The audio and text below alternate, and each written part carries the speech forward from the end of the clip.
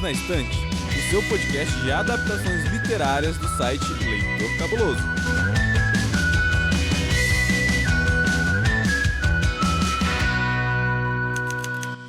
Sabia que tem livro?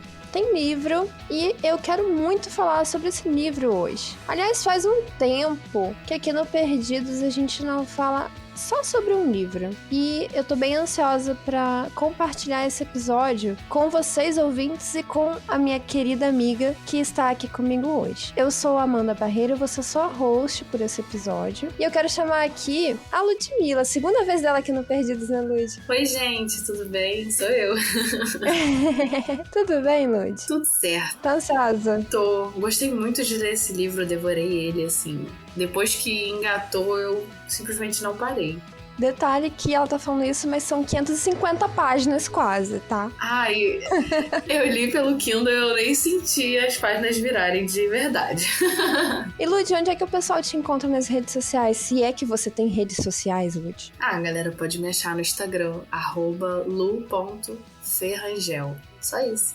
É isso. E vocês me acham também pelo @manda_barreiro no Instagram. E a gente vai falar aqui, né, Lud, de um livro chamado O Rouxinol, da Kristin Hannah. Kristin Hannah aí é autora super famosa, especialmente na parte dos chiquilites delicinhas que, por exemplo, a nossa querida Domênica adora. E inclusive tem episódio aqui no Perdidos sobre Amigas para Sempre, da Kristin Hannah. Então fica atento, ouvinte.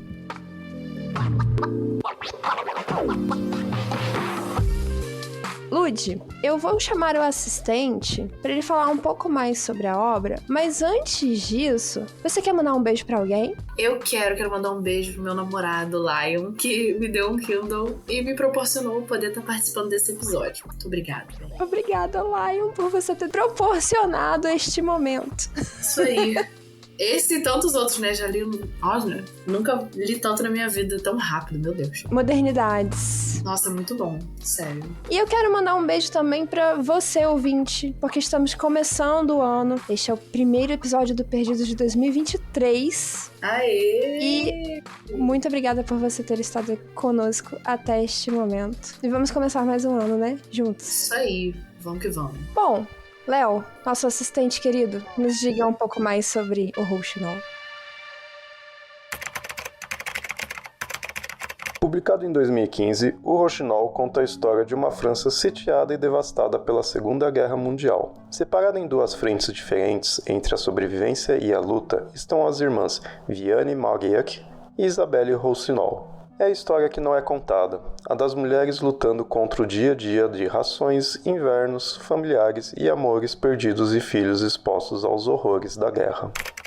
E aí, Lud? A galera talvez não conheça o Rouxinol, porque como eu disse, a Kristin Hannah é mais famosa por alguns livros um pouquinho mais sentimentais, tipo Jardim de Inverno, Amigas para Sempre, entre outros romances aí dela que são bem conhecidos, bem queridos aqui no Brasil. Tem também o As Coisas que Fazemos por Amor, tem coisa bem legal, bem famosa dela. Mas pro nosso ouvinte que não conhece o Rouxinol, o que você pode contar, assim, sem spoilers, tá, gente? Sem preocupação. O que você pode contar pro nosso ouvinte que tá caindo de paraquedas nesse episódio? Cara, eu achei o livro realmente, assim, muito bom. Apesar de grande, né? Não é um livro que a galera lê rapidinho. Mas ele fala sobre, na época da guerra, com uma visão totalmente diferente sobre o que a gente tá acostumado, né? A gente sempre vê homem e lutando, e bombas, e armas, e tiro, e sangue. E dessa vez a gente vai ver um pouco mais do lado de como que a guerra afetava as cidades e como que a resistência começou. E um lado muito mais feminino da guerra, né? Que as protagonistas são mulheres, são duas irmãs, a Isabelle e a Vianne. E, assim, acho que é uma proposta da gente ver por outro lado uma coisa que eu, particularmente, nunca tinha parado pra pensar. Assim, recomendo super. É porque a gente pensa muito realmente, né, nessa questão do fronte da guerra, né? Exato. Da batalha. Ou então daquela parte dos campos de concentração e da violência. Sim, tem muita história sobre isso. Mas como é que viviam os civis, pessoas comuns? A galera que não tava no meio de toda a guerra em si, mas tava vivendo os resultados dela, as consequências dela. Efeitos colaterais. Sim, e tendo que sobreviver, né? A várias condições ali impostas pela guerra. Você disse que gostou do livro. Gostei. Nessa questão, assim, da parte técnica do livro, né? O que você achou da escrita, da linguagem? Você achou que parecem 500 páginas? Não, na verdade, como eu falei, eu li muito rápido. E eu li no Kindle, então eu não tinha noção da quantidade de páginas. Na verdade, eu fiquei sabendo agora que você falou. Eu nunca tinha perguntado pra você, né? Porque você leu o livro físico. Mas eu achei, apesar de ser uma linguagem mais, né, vamos dizer, antiga, né? Porque foi na época da guerra, lá perto de 45. Então, mesmo assim, o vocabulário e a comunicação entre o livro e você, eu achei muito tranquilo. Não é num padrão de livro adolescente e muito menos num padrão de romance. Esse livro destoou totalmente das características da própria autora, né? Eu nunca li os outros livros dela. Foi o primeiro livro da Kristen que eu fui ler. E eu, sinceramente, não tinha ideia de que ela escrevia romance, porque no livro não tem essa pegada romântica. E eu não tô criticando, é uma característica do livro. E eu achei, assim, ótimo. Eu não tenho nada a criticar da forma com que ela se comunicou. A única coisa que eu senti um pouco na leitura dela, e isso não é exatamente uma crítica, porque tem pessoas que adoram esse tipo de característica do autor e tem pessoas que detestam. E eu achei a Kristen Hanna muito descritiva. Uma coisa lá de George Martin. Porque assim, aí a personagem desce as escadas de madeira e o terceiro degrau range sob o peso de... Sabe, tem umas coisas assim umas cenas bem descritivas e ela tem que descrever a sala toda vez que a personagem entra. E tem que descrever a roupa, e a comida, e a estrada. Tudo é muito descrito.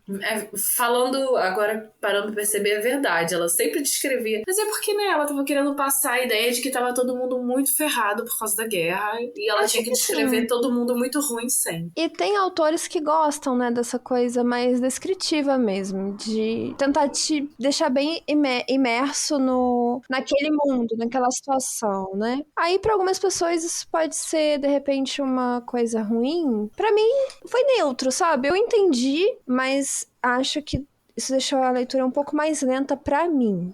De repente não teria tantas páginas, né? Se tivesse menos disso. Pois é. Mas não necessariamente eu não gostei por isso. Eu só achei em alguns momentos um pouquinho demorado, sabe? Pra fluir. Mas a linguagem realmente é fácil, ela escreve bem. Eu tenho minhas críticas, mas eu vou guardar pra depois. Tudo bem. Você acha que esse é um livro de história ou de personagem? O que você acha que se sobressai aqui? Eu acho que é total um livro de personagem. Ele queria contar a história das personagens dentro de uma história que todo mundo já conhece. Ninguém precisa saber mais da guerra, sabe? Todo mundo já sabe o que aconteceu na guerra, como ela era ruim, aonde ela afetou, quais países, todo mundo já sabe sobre tudo isso. Só que a história das personagens foi muito bem contada. Eu nunca tinha parado pra pensar e eu fiquei totalmente dentro desse novo conteúdo, né, sobre a guerra que eu nunca tinha pensado. Que é a história das irmãs e, enfim, sem spoiler ainda. Você já adiantou lá na sua sinopse que o livro fala de duas irmãs, né, a Viane e a Isabelle, e temos também os personagens secundários, que são ali a parte da família, né, e o pessoal da Resistência, que depois vai se aproximar. Isso. Você achou esses personagens bem construídos? Você gostou deles? De repente... Eu acho que na parte com spoiler eu posso comentar um pouco mais sobre a Resistência. Mas sobre o pai, o Julian, né? Eu achei meio jogada a parte inicial ali dele, né? Porque eles eram casados, tinha o Julian e a mãe das meninas. E aí ela morreu, ele foi pra guerra. E ele voltou mudado, só que não explicou direito sobre isso, não falou, sabe? Deixou muito, aconteceu isso e foi isso. segue a vida. E aí ele se tornou um pai ausente por causa disso, né? Eu achei que essa parte podia ter sido melhor explicada, de repente num flashback lá na frente, ele contando depois, arrependido, sei lá, mas eu achei muito jogado. Eu fui um pai ruim, aconteceu isso. Ele não se abriu, em momento nenhum a gente entendeu direito o que aconteceu. Essa parte eu não gostei. Eu não posso falar o que eu quero falar agora. Mas eu sinto que isso não aconteceu só com ele. Porque ali a gente tá no contexto... No caso, elas são pequenas, né? A gente tá no contexto Primeira Guerra ainda, né? Isso. E aí ele volta um outro homem. E aí elas sofrem em toda aquela situação de um pai ausente, um pai que não tá ligando pra elas, e elas vão para caminhos diferentes, porque uma é bem mais nova que a outra, a Isabelle é bem mais nova, né? Então ela vai pro internato e a Viane vai se casar. Mas você percebe como o discurso é muito do tipo, a gente parece que tá inventando isso agora, porque precisa falar, sabe? Não ficou bem alinhadinho. Eu não tô inventando isso, ouvinte. Sim, mas esse início é mal escrito, parece Sim, que... é fácil, né? É uma solução fácil. É o que você quer dizer? Isso. É só, aconteceu isso mesmo. De repente ela surtou no meio da história e aí, sei lá, falou, o início vai ser assim, que fica mais rápido. E aí ela continuou e se dedicou super lá pro meio da história. O início ficou cagado, do jeito que tava. Eu vou até adiantar e dizer que o início e o final. Talvez o desenvolvimento tenha sido grande demais. Eu acho que só o desenvolvimento daria um livro. Nossa, dava pra ter uma série de livros só sobre essa história. Não, por favor, não dá ideia. Já Cansada pensou? de série de livro. Nossa, sim. De verdade. Mas olha só, eu tô muito doida pra contar, assim, um pouco mais de detalhes pra gente conversar melhor. Então eu vou puxar logo o bloco com spoilers. E aí, ouvinte? Sinto muito, vamos contar spoiler pra caramba. Isso aí. Os homens contam histórias, as mulheres seguem em frente com essas histórias. Para nós, foi uma guerra nas sombras. Ninguém organizou desfiles para nós quando a guerra acabou. Não nos deram medalhas, nem nos mencionaram nos livros de história. Fizemos o que precisávamos fazer durante a guerra. E quando tudo acabou, nós recolhemos os cacos para começar a vida de novo. O Rouxinol, de Kristin Hanna. Então, Lud, a gente quer falar com mais liberdade, mas antes da gente falar com mais liberdade, eu só quero avisar o ouvinte que, bom, estamos falando de guerra, né? Então, guerra pressupõe temas sensíveis como violência, tortura, abuso sexual, mortes, fome, coisas muito ruins que vêm acompanhadas desse contexto de guerra. Então, ouvinte que tá bem decidido aí a ler o livro, tenha ciência disso. Não é nada lá, Rafael Montes, sabe? Mas é um tópico complicadinho. É sempre complicado, contexto de guerra sempre é complicado. Sim. A gente... Mas não tem nada tão horroroso. Não tem. Realmente não tem nenhum gore, não tem cenas que te deixem realmente assim, nossa, eu nem vou dormir hoje. Sim. Mas sim, tem cenas incômodas, né? Especialmente lá mais pro final. Pro terço final do livro. Sim. E essas cenas são justamente com as duas irmãs, a Viane e a Isabelle. Cada uma com a sua situação. E aí, Lud, eu lembro que quando a gente estava lendo o livro, nós comentávamos sobre as duas, né? Sim. Em alguns momentos a gente falava, a Viane tá me enchendo do saco. Ou então, eu já perdi a paciência com a Isabelle. E aí, no cômputo final aqui das coisas, como é que ficou? A gente ama a Viane e a Isabelle ou a gente odeia as duas? Eu acho que não tem como ter um favorito aqui, porque não dá, as duas são muito chatas. Nossa, a Isabelle, porque esse espírito rebelde da adolescência que nunca superou, entendeu? Negócio chato, que não sabe se controlar. A Viane, a velha chata, que nunca foi adolescente. De fato. Elas são duas irmãs bem opostas, mas as duas são chatas, né? Mas assim, eu acho que a que eu posso chamar de mais chata é a Viane, porque ela não se libertou em nenhum momento. O espírito dela não se libertou. Essa coisa de ser chatinha não passou. A Isabelle, sim, porque ela tava ali conseguindo concretizar os atos dela, né? O que ela A Isabelle queria. amadureceu, né? Eu acho que ela cresceu muito durante o livro. Isso, ela... Bom, né? A gente tá falando como se elas não fossem adolescentes. A Isabelle tinha 18 anos? Sim. Quando tudo aconteceu? Acho que 19. 19 foi mais pro final. Quantos anos ela... Acho que ela passou um ano. Não, quando ela se junta à Resistência, eu acho que ela tem 19. Quando ela conversa com o pessoal lá na Sim, salinha secreta. quando a Anouk pega ela, né? Isso. Mas a Viane não é uma velha. Mas ela não foi adolescente. Exatamente, ela não foi adolescente. E assim, a gente tá falando chata, eu entendo a situação de guerra. Nossa, eu entendo super, mas passou do ponto, sabe? As duas passaram do ponto. A Isabelle passa do ponto porque ela quer o tempo todo brigar com os nazistas como se aquilo fosse resolver alguma coisa. Ai, mas a gente não pode deixar eles fazerem isso. Se você for lá e reclamar com eles, eles te matam e pronto, acabou a sua história. Uhum. E a Viane, porque ela tá o tempo todo ali tentando podar as asas da irmã, que, por mais que seja excêntrica, é uma pessoa singular e, pô, ela merece ser quem ela é, sabe? Não merece ninguém ali podando ela o tempo todo. Eu acho que falta um equilíbrio entre as duas. De repente, pelo fato delas terem guardado muito ressentimento de ficarem muito separadas, elas não souberam lidar uma com a outra, sabe? Eu vejo a Viane, por exemplo, ela me irritou por um bom tempo no livro, porque ela é uma mulher super, sabe, carinhosa, super amorosa com o marido, com a filha, com a amiga Rachel, né? Os filhos da amiga. Mas com a irmã, ela sempre foi tão babaca. Sério, assim, não tem outra palavra. A menina aparecia e só tomava patada da Viane. Qualquer coisa que a Isabelle tentasse, a Isabelle tava errada. A Isabelle fez o rolê lá no porão, deixou o porão todo ajeitado pra causa de necessidade, e a Viane surtou com ela por causa disso. Ai, preguiça. Ela nunca tava certa pra Viane, né? Ela tentava agradar e não conseguia. Então, eu acho que essa foi a parte que mais me pegou, assim, na Viane, sabe? Poxa, que mulher injusta, que mulher dura. 2 pesos, 2 medidas. Só que ela não era dura, assim, com os outros. Era Sim. só com a Isabelle. Exatamente. E aí, essa foi uma parte na escrita das personagens que me irritou bastante. E a Isabelle, por outro lado, meu Deus do céu, sabe? Não tinha um pingo de juízo na cabeça. Tudo bem. Nossa, nenhum. Pessoas de 19 anos não têm muito juízo também, mas... Poxa, mas estamos em guerra, sabe? É, então. Não é como se não fosse correr risco de vida. Uma coisa é você ser adolescente e ser irresponsável. Sim. Outra coisa é você estar numa guerra e você querer ficar batendo de frente com um nazista, sabe? Botando a cara a tapa. Só que não é a cara a tapa, é a cara a tiro. Conforme os eventos nesse livro vão passando, a Isabelle se junta à resistência, né? E ela tá muito naquele ímpeto ali de...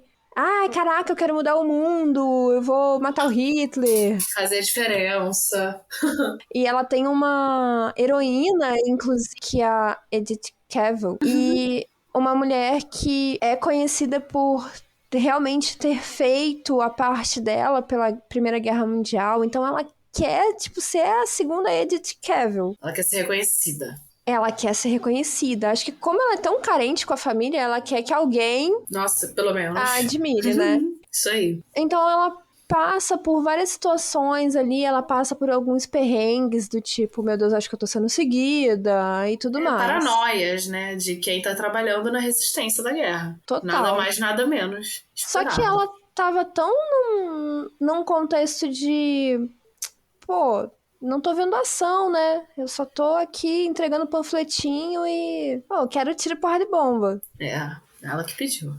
Ela que pediu, infelizmente. E aí começa a acontecer... Isso aí a gente tá falando do começo da Segunda Guerra Mundial, né? Deve ser o quê? 42 nesse momento. Isso. E... começa a acontecer a seguinte situação. Alguns pilotos de avião, de caças, esses aviões são abatidos por tropas alemães, esses são aviões da parte dos aliados, e esses aviões começam a ser abatidos ali na França, e esses pilotos caem. E alguns sobrevivem. A resistência começa a recolher esses pilotos, escondê-los, para poder em algum momento conseguir tirá-los do país. É, né? O primeiro plano ali era escondê-los, né? Depois, quem sabe conseguir. Isso. Se fosse possível, porque eles não têm Se fosse isso. rota ainda, eles não têm nada.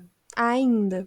Exatamente. Em determinado momento, que aí eu acho que é o momento ponto de virada para Isabelle, ela encontra um piloto quase morto, ela vê o avião caindo, ela corre, e ele tá, assim, muito mal, só que ela percebe que ela tá perto da casa da Viane, ela já não tá mais muito em contato com a Viane por causa da resistência. Ah, não, ela saiu, ela tá fora, Ela tá em Paris, né? ela voltou pra casa do pai. Tudo é mais ou menos nos arredores de Paris, Não é tão né? longe. Não é tão longe, mas também não é pertinho. Aí ela percebe que ela tá perto da casa da Viane. E ela precisa esconder ele, né? Antes, porque os alemães vão vir buscar esse cara, né, que caiu. Eles procuram o corpo, né? Nem que seja só o corpo, mas eles têm que verificar. E aí ela lembra desse esconderijo que ela tinha feito no porão, na casa que ela morava, né, junto com a irmã.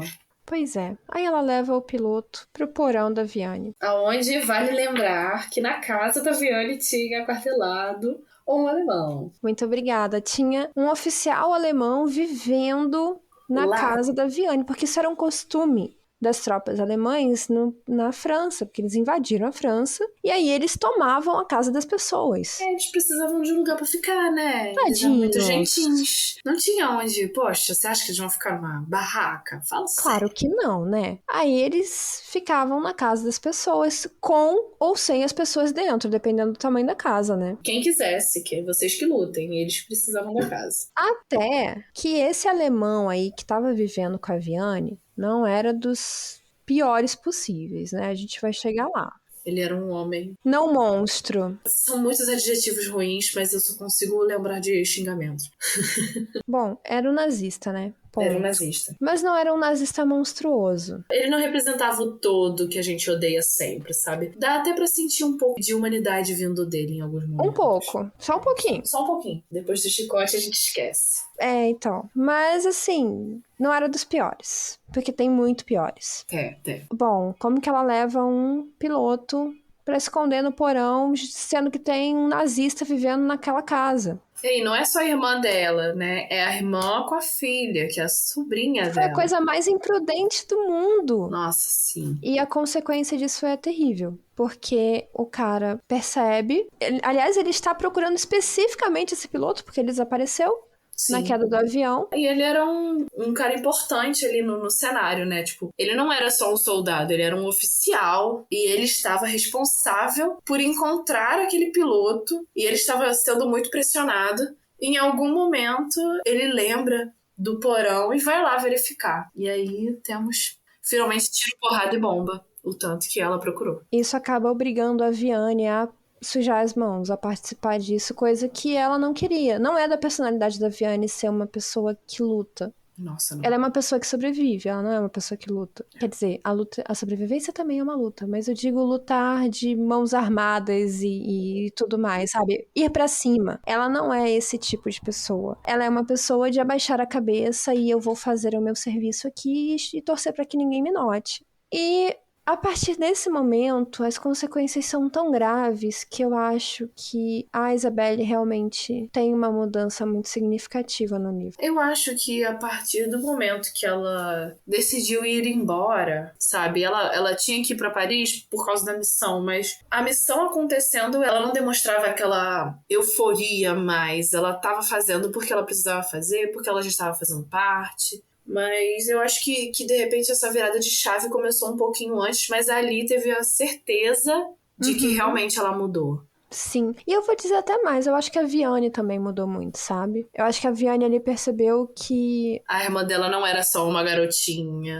E o risco é sério. Porque ali ela começou a ser visada, né? Poxa, tinha um cara aquartelado na sua casa, cadê ele? O oficial, cadê ele? Então ela começa a ser interrogada, ela começa a ser, digamos assim, investigada. Tem que lidar com outros oficiais. Outros oficiais, porque se um que estava aquartelado sumiu, opa, tem uma vaga naquela casa. E aí começa outro pesadelo. E antes desse outro pesadelo, e esse pesadelo já estava rolando e é algo que mudou profundamente a Viane também, foi o início da real perseguição aos judeus. Sim. Porque, claro, desde o começo da guerra já existia o ódio aos judeus, mas o antissemitismo, né? Mas antes desse momento, era apenas algo falado. Quando eles perceberam que eles estavam perdendo a guerra, eles não estavam mais tentando, né, cobrir o problema todo com o tapete, jogar a poeira toda para debaixo do tapete, mas sim de fazer o estrago que eles prometeram fazer. A partir dali não era só para tentar não ter ninguém que soubesse o que aconteceu, mas sim para deixar a marca deles de verdade.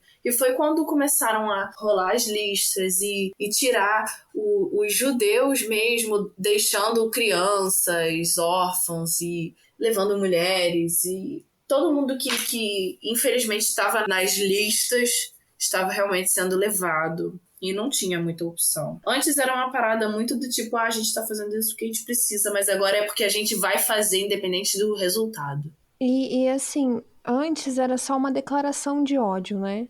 Depois começaram as ações. É o extermínio. E quando começaram essas ações, é bom até a gente ressaltar aqui que nós já tínhamos uma França, e eu tô falando aqui França porque o livro é especificamente na França, mas isso aconteceu em vários países, como por exemplo a Polônia também, a Itália, depois que a Itália, né, mudou de lado.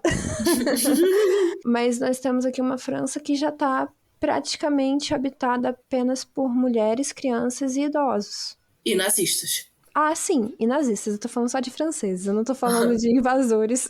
Sim.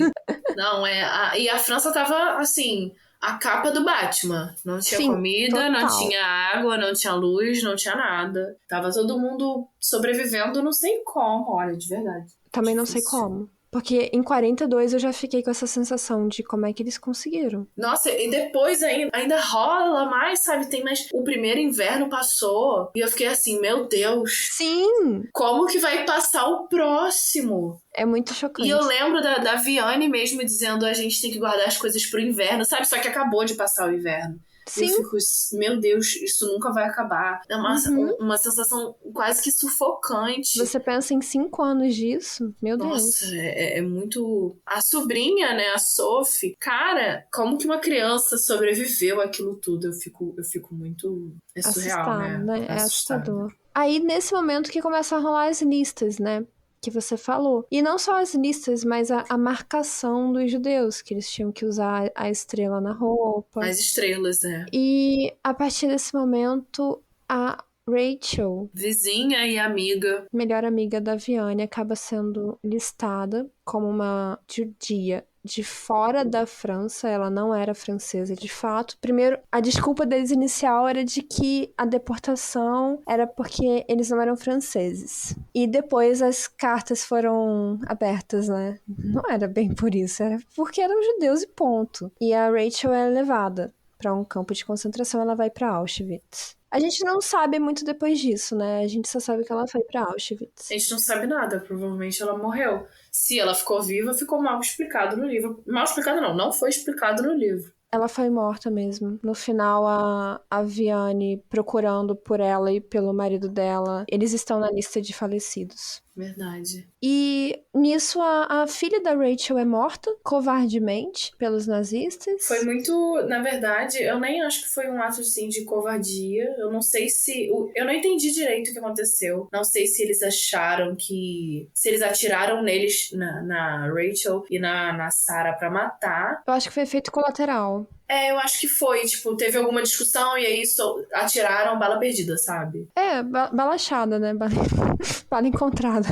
Pois é. Mas foi um ato covarde porque eram civis, né? Aí a Sarah acaba sendo assassinada na frente deles. A Rachel é levada pra Auschwitz. E tem um bebê, né? Ela tem um bebezinho, o Ari. E a Viane acaba adotando o Ari como se fosse francês. Ela forja os documentos dele pra protegê-lo. Mas o menino, na verdade, é judeu, né? Então ela fica com um menino judeu em uma casa que está com um nazista aquartelado. E aí vem o segundo nazista, que esse realmente é aquele bem clichê nazista dos filmes da pior espécie do mundo, sabe? Aquele que a gente sempre tem nojo. Realmente bem terrível, bem cruel e tudo mais. E eu acho que a Viane, desde que passou pela situação com o nazista anterior, que ela acabou matando pra salvar A irmã? besteira que a Isabelle fez no porão, eu acho que a Viane também mudou. As duas mudaram muito a partir daquele evento, né? Não tem E como não também mudar, né? com a situação da Rachel. Isso foi um baque terrível pra Viane. Imagina os traumas. Nossa, Nossa é Senhora. assim, é uma pilha de traumas, né? A gente tá falando de guerra e eu acho que se fala muito no trauma da pessoa que, Participou da guerra, né? né, isso, o soldado e tal. E também da pessoa que foi prisioneira, claro. Mas o trauma de você ser um sobrevivente. E a gente não tá nem falando dessas duas personagens singulares, sim das NPCs da história, vamos dizer assim. Então, mas exatamente essa é uma história de NPCs. Sim. Porque, exceto pela Isabelle, que ela ganha um grande protagonismo, ela vai ser a resistência, né? É ela que representa agora a resistência. Ela é o Rochinol, na verdade, né? Isso, os nazistas tentam encontrá-la, não sabem que é ela. Na verdade, eles nem acreditam quando ela fala que é. Ah, é uma mulher, né? Poxa. Pois é, não Uma é mulher capaz. teria capacidade disso? Claro que não. Atravessar os Pirineus? Claro que não. Pois é. Aliás, a Isabelle é tão protagonista nessa história que ela é baseada em uma pessoa mesmo, uma mulher que existiu. E essa mulher ela ficou famosa por salvar 118 aviadores pela Rota dos Pirineus. Que loucura, né? Que eu não sei falar o nome dela, é uma mulher belga. E seria algo como André de Jong. Não sei, não falo belga. Mas eu estou imaginando que seja assim. Eu lembro que eu fiquei muito angustiada com a primeira passagem dos Pirineus. Bato palmas pra descrição que antes você reclamou. Ah, sim, claro. Mas neste momento eu acho que, conseguiu transmitir toda a angústia da passagem entre eles. E assim, a gente fala, porque ela atravessou os Pirineus, e aí eu não sei se o ouvinte já leu ou não, mas quem não leu pode estar pensando que ela é uma mulher super forte, mas ela tá simplesmente sem aguentar nada. Ela tá subnutrida já. Eu preciso muito, eu não aguento mais, eu vou cair, meu pé tá doendo, eu não consigo respirar, eu tô Eles tonta. não têm roupa direito, eles não têm calçado direito. Eles não têm comida. Eles não têm água. E a gente tá falando dos Pirineus, que, pra quem não conhece, é uma cadeia montanhosa. Isso. Que fica entre a França e a Espanha. E eles usavam esse caminho inóspito feito por cabras. Cabras passam nesse caminho. Não é só uma montanha, é uma montanha que está coberta de neve, porque estamos falando da Europa. Pois é. E naquele período ali que se passa a história, eles enfrentam vários invernos, assim, congelantes. Invernos muito severos. Os próprios personagens falam que o inverno está mais forte do que antigamente, né? Sim, parece que foi uma coisa assim, né? Tudo pra acumular problema. Pra piorar. O leitor, ele percebe que ela é só uma mulher. Uma só menina. Mais uma pessoa. É uma menina. Eu não digo nem assim, homem ou mulher, mas ela é só mais uma pessoa que tá tentando. Ela sofre o percurso inteiro e ela quer desistir o percurso inteiro, mas ela encontra forças, não sei da onde, pra conseguir continuar e completar aquela rota e salvar 3, às vezes 4, às vezes 2 aviadores, né? Sim, mas aí é que tá. Apesar dela ser essa protagonista toda, para os alemães, para os dominantes aqui na história, ela é só um NPC também. E foi por isso que ela teve tanto sucesso. Porque ela é descrita como muito bonita, né? E ela era charmosa. Ela sabia usar o charme dela. Tanto que em algumas cenas do livro, ela fala que ela sabia usar a beleza dela e que ela, ela conseguiu o que ela queria. Uhum. Ela era uma mulher, vamos dizer, que usava os seus pré-requisitos de mulher bonita pra conseguir o que queria. Porque julgavam que ela era só aquilo. E era mais fácil, porque ela era uma bonitinha. E aí... novinha. Ela passava... Foi assim que ela conseguiu entregar os panfletos. E depois foi assim que ela conseguiu passar por tudo que ela passou sem chamar a atenção. E o interessante pra mim é que, tirando ela, mas assim... Tirando ela só porque ela ganha muito destaque no livro, mas também ela... Na visão geral, todos são pessoas muito comuns, sabe? Então a gente tem ali, a Viane é uma professora, o marido da Viane era carteiro, a amiga da Viane também era professora, a Rachel. A gente tem o Henry, por exemplo, que é um dos líderes da resistência, e ele trabalhava no hotel. Sim. O pai delas trabalhava no hotel. Então, não são pessoas de quem você espera, nossa, uau, Grandes atos. vão ser heróis, assim, vão fazer e acontecer. Não. Uhum. Eles não têm poder, digamos assim, né, pra fazer isso. Eles não são militares, por exemplo. Sim. São pessoas comuns. E eu acho que isso é o interessante. Sabe uma coisa que eu gostei muito também? Diga. Como que os personagens faziam as coisas e estavam todos ligados uns aos outros sem eles mesmos saberem. A Isabelle vai morar na casa do pai porque ela precisa participar da resistência e ela precisa trabalhar ali junto com a resistência lá em Paris. Só que uma das pessoas que trabalha na resistência junto com ela, só que sem saber que tá junto, é o pai dela. Sim. Que agora trabalha junto com os alemães, falsifica os documentos. Isso, ele falsifica Para toda a documentos. resistência. Então ele acaba fazendo uma identidade falsa para a própria filha que tá trabalhando na resistência. E ele fala, tem uma parte no livro que ele fala: eu queria que você fosse morar com a sua irmã, porque eu sabia que você ia se envolver com isso. Uhum.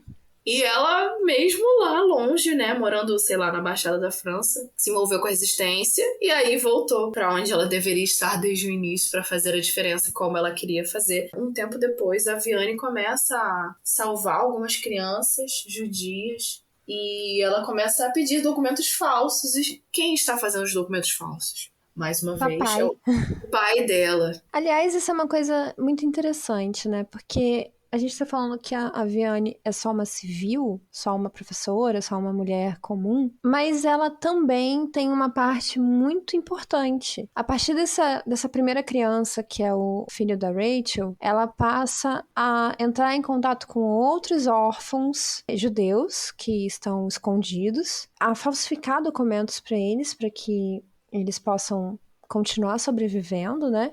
E ela acaba, com isso, salvando 19 pequenas vidinhas de crianças. O que é uma coisa muito bonita para uma mulher que era dona de casa e professora. E ela se descreve como covarde o tempo todo. Mas, novamente, eu acho que é importante a gente ressaltar que só de sobreviver, você não tá sendo covarde, né? Tem que ter muita coragem para você reconhecer que você não pode fazer nada fisicamente falando, porque você não tem forças para isso. Não. E é muito importante também, né? Porque não é como se ela fosse uma pessoa sozinha. Ela tá ali cuidando da filha dela. Sim.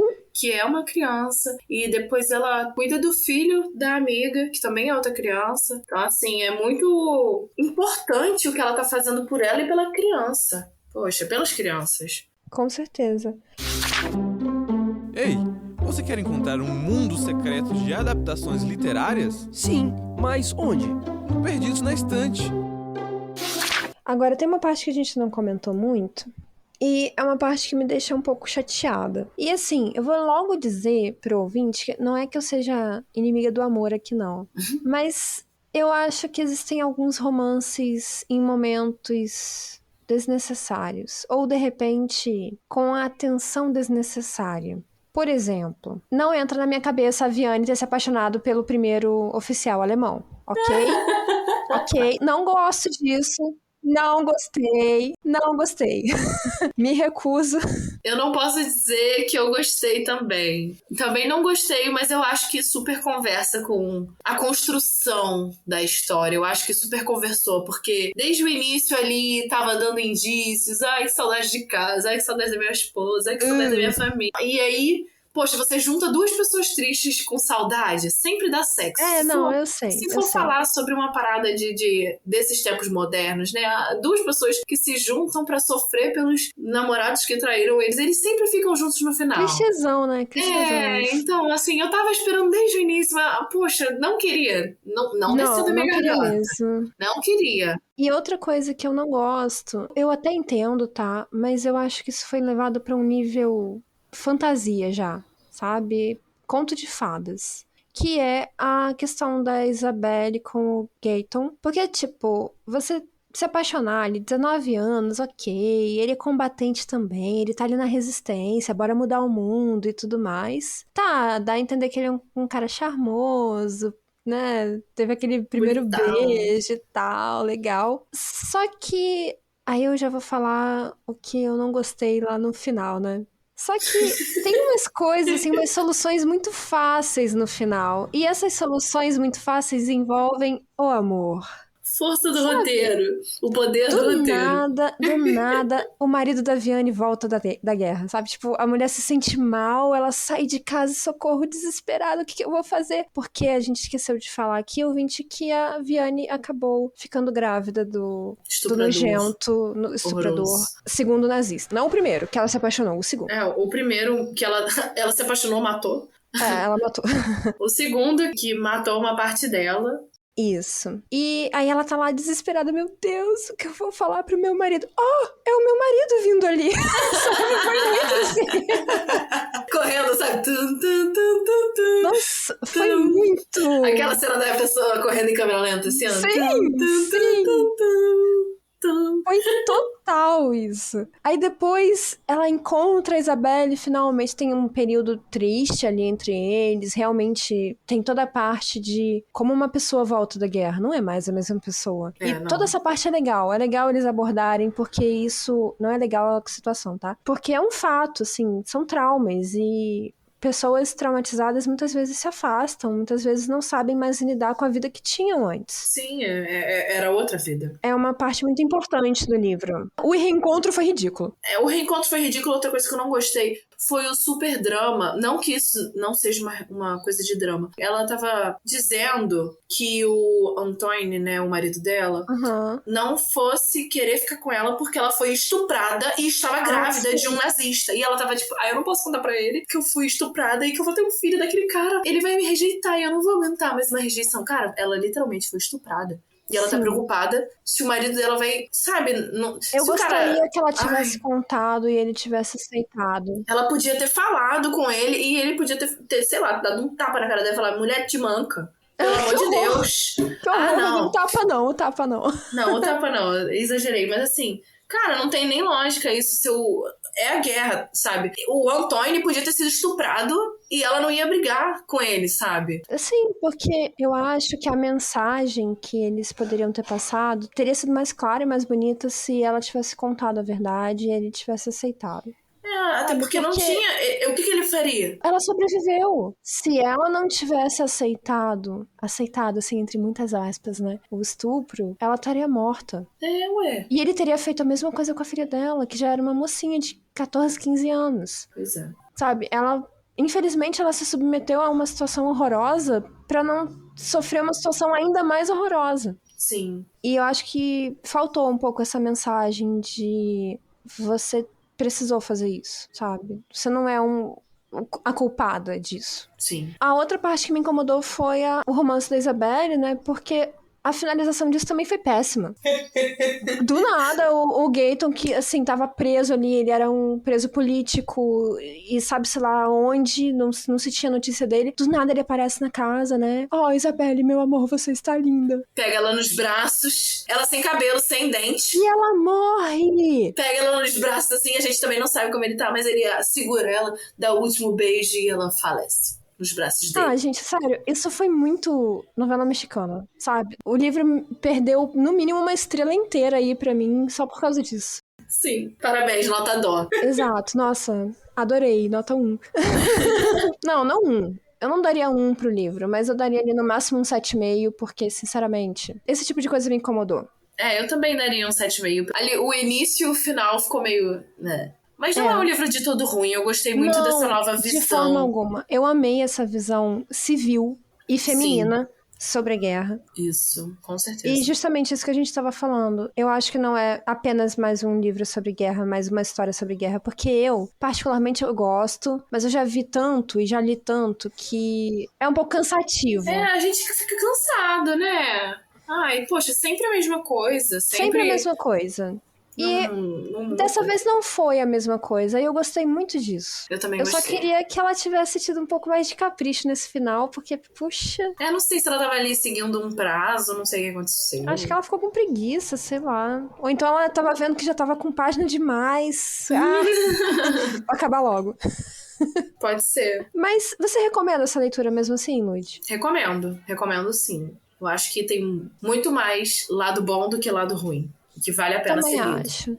Também acho, e acho importante essa visão sobre o papel que as mulheres tiveram na guerra e muito se fala sobre, as mulheres trabalharam durante a Segunda Guerra, as mulheres foram pras fábricas, as mulheres foram, sei lá, mecânico de carro, mecânica de avião. Legal, mas ninguém fala sobre as donas de casa, sobre, sabe, as mulheres nos seus dia a dia, com seus filhos, com suas famílias, com seus pais, né, com seus parentes, enfim. E eu acho isso muito legal. Acho uma visão, um recorte, né, da realidade muito interessante, muito importante. A guerra não foi só tiro, porrada e bomba. Isso. Teve outra parte menos comentada. Menos comentada e igualmente dura, na minha opinião, sabe? Sim. Na verdade, eu acho que se a gente parar pra pensar, talvez até mais aterrorizante, porque as pessoas não tinham informação nenhuma. Na guerra era aquilo ali, ou você morria... Todo mundo já sabia, já estava ciente, né? Fora da guerra era a fome e o inverno e a falta de água e não tem roupa. E de informação e de esperança e de tudo. É, terrível. Terrível, mas um bom livro. Um bom livro, isso aí. Então é isso. Eu espero que você tenha gostado desse episódio muito louco que a gente fez, ouvinte. E espero que você tenha gostado também, Lud. Eu adorei. Tamo aí sempre. Cadê o próximo? Eu também adorei. E, ouvinte, você vai nos ouvir bastante aqui em 2023. Vamos continuar com a nossa rotina de episódios semanais. E a gente espera contar com vocês durante todo o ano também, novamente. Um beijo, muito obrigada pela sua escuta atenta, pelo seu carinho. E nos vemos na próxima. Tchau, pessoal! Tchau! Contribua para novos episódios do Perdidos na Estante em catarse.me/leitor_cabuloso ou no PicPay. Se você é das redes sociais, nos encontre em twitter.com/perdidosestante e instagram.com/perdidosnaestantepod. Você acaba de ouvir o podcast Perdidos na Estante. Apresentação, Amanda Barreiro e Ludmila Ângelo. Pauta, Amanda Barreiro. Produção, Domenica Mendes. Assistente, Leonardo Tremesquim. Edição, Ace Barros. Capa e descrição da imagem, Amanda Barreiro. Este episódio é um oferecimento de Aire Chu, Aline Bergamo, Alan Felipe Fenelon, Amaury Silva, Caio Amaro, Camila Vieira, Carol Vidal, Carolina Soares Mendes, Clécius Alexandre Duran, Daiane Silva Souza, Guilherme De Biasi, Igor Baggio, Janaína Fontes Vieira, Lucas Domingos, Lu Bento, Luiz Henrique Soares, Marina Jardim, Marina Kondratovic, Moacir de Souza Filho, Nilda, Priscila Rúbia, Ricardo Brunoro e Rodrigo Leite.